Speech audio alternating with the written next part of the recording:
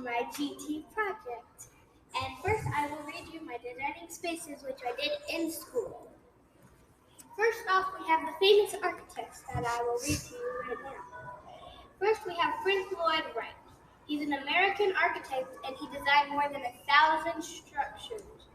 His prairie style became the basis of the 20th century residential design, and his designs are symmetrical, and the main rooms flow together, which would mean that the kitchen and the living room would flow together, and there would be no wall separating, but the bathroom and the bedroom would have a wall separating them from the other main rooms.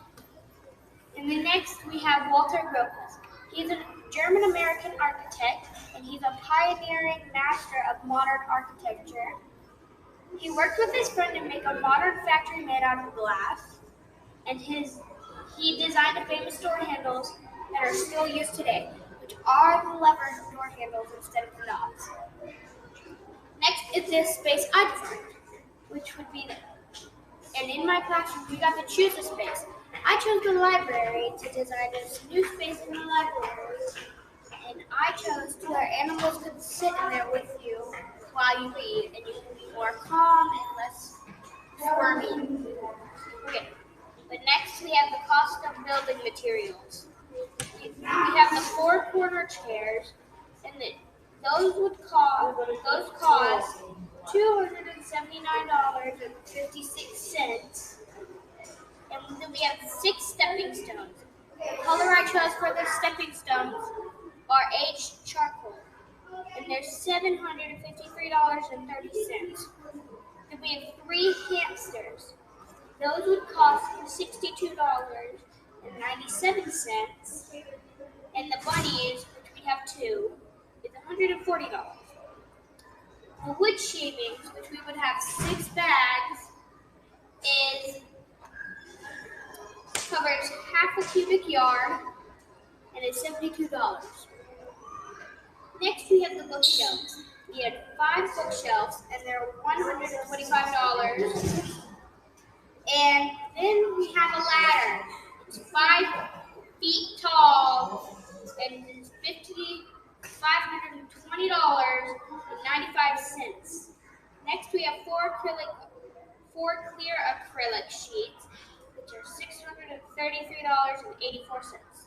The total amount of money we would spend would be $2,587.26. Next we have the questions that I got asked for my brand new library. The budget for my structure would be $3,000, and then how will I design my structure so that way it is safe for everybody around me? I would design it during a break that is about 2 weeks long, so that way no one gets hurt in the process and everybody is at their house. Next we have how might I redesign the structure or what modifications might I make to it, which is I'm making a fun house, but a regular fun house would be way too big to fit in a classroom in a small area. So that way, and plus fun house would be way too long, would take too long. But I'm basically making a fun space for people to read and enjoy. And then next, the function and the purpose of my structure is to read a book with animals, bunnies, and hamsters. And then next is the structure will encourage students to want to read more and spend time in the library. And the intended look is to be more fun and to be more calm. Next, we will go on to my fun house spot, where I have about my design or what building I was researching about, which is the fun house. For my fun house, I have facts about my fun house, the blueprint, and the average cost to manufacture. First, we have the facts. Fun houses were made around the early 19,000s, and the inventor of fun houses is Charles Francis Richards.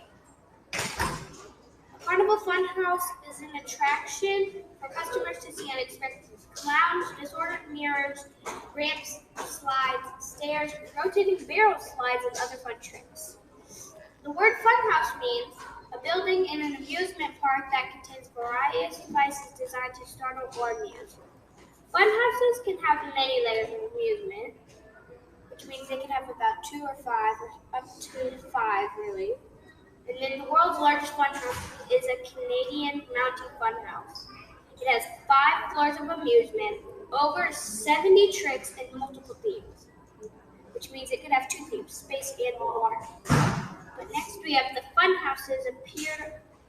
Fun houses appeared originally in America in the early 1900s at Coney Island. Next we have my blueprint.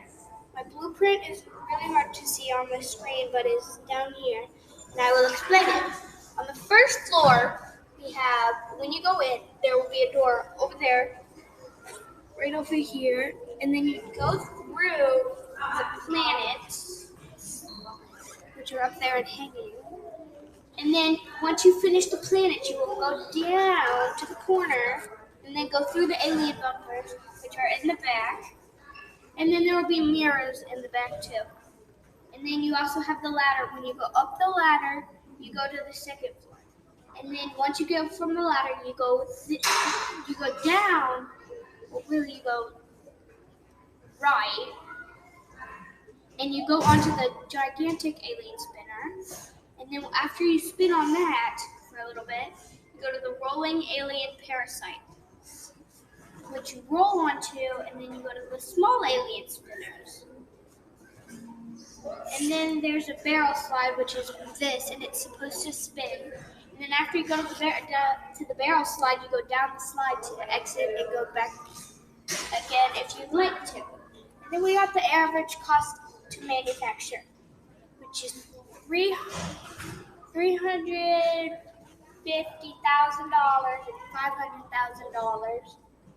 And the square footage is between 1,800 square feet to 4,000 square feet.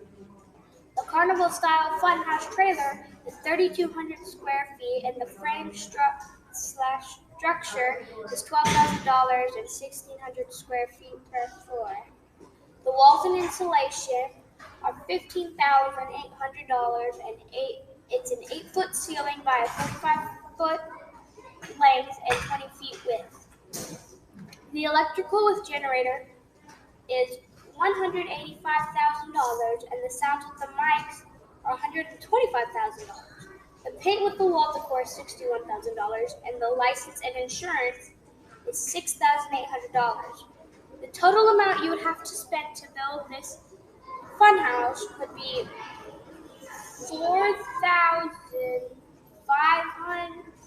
$405,600, and the price per square feet would be $126.75. Then we have a little front picture of my funhouse right there. And then that is all this. And then now I'm going to show you how you would go through my funhouse right here. So you would enter through over here, which is right here where Uranus is. And then you would go through past Neptune, Earth, Pluto, Saturn, Mercury, and Mars. And then once you get to Mars, you go down back over here, but you go that way. And then once you get there, there's alien bumpers on this side back here. They're the bigger wobbly thingies back here, which are these, if you can see it. But you'd bump through those, and then there's mirrors in the back, which you can see that are shiny. And then if you look hard enough, there's a ladder right next to the mirrors, which once you come back here, you'll go back here, and then you'll come over here to the first alien spinner, which is back there. It's that yellow dot right here. And then after you spin on that a few times, you go to the spinning alien parasites. You'd roll on those, and then you'd have the 3 little alien spinners. And after that, you will go back here and go through the barrel slide and down the slide again, and down the slide. Once you're done with that, you would walk off and do whatever you had before.